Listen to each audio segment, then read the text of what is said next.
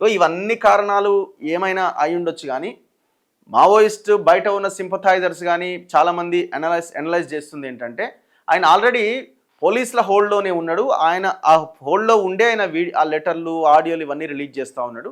So వాళ్ళు చెప్పినట్టుగా మహారాష్ట్ర ముఖ్యమంత్రి ముందు ఇది ఒక పెద్ద కార్యక్రమంగా చేయాలని అనుకున్నారు కాబట్టి ఆయన గడ్చిరోలి పోయిండు అన్నది ఒక చర్చ. ఇప్పుడు పరిస్థితి మనం ఉన్న విషయాన్ని ఏ రకంగా అనలైజ్ చేయగలుగుతాం, ఇదే అయి ఉండొచ్చు అని. గత చరిత్ర చూస్తే మనకు అర్థమవుతుంది. గత 2-3 నెలలుగా జరుగుతున్నటువంటి పరిణామాలను విశ్లేషిస్తే మనకు అర్థమవుతుంది. సో మొత్తానికి ఆయన దేవేంద్ర ఫడ్నవీస్ మహారాష్ట్ర ముఖ్యమంత్రి ముందు లొంగిపోబోతున్నారు. మీరు చూడండి, ఆయన భార్య తారక్క కూడా అక్కడే లొంగిపోవడం జరిగింది. సో ఇప్పుడు ఆయన కూడా అక్కడే లొంగిపోతున్నారు. ఆయనతో పాటు 60 మంది అంటున్నారు, 100 మంది అంటున్నారు, ఇంకొక టీం కూడా లొంగిపోతుంది అంటున్నారు. ఏదేమైనా ఇది మావోయిస్ట్ పార్టీకి ఎదురు దెబ్బ కిందనే చూడాలి. అండ్ దాంతోపాటు భవిష్యత్తులో మరి వీళ్ళు ఎంతవరకు అదే అడవుల్లో ఉండి కొట్లాడగలుగుతారన్నది కూడా పెద్ద క్వశ్చన్ మార్కే. ఎందుకంటే ఇవాళ ప్రభుత్వాలు చాలా క్లియర్గా ఉన్నాయి, అయితే లొంగిపో లేకపోతే చంపేస్తాం, సింపుల్ అంతే.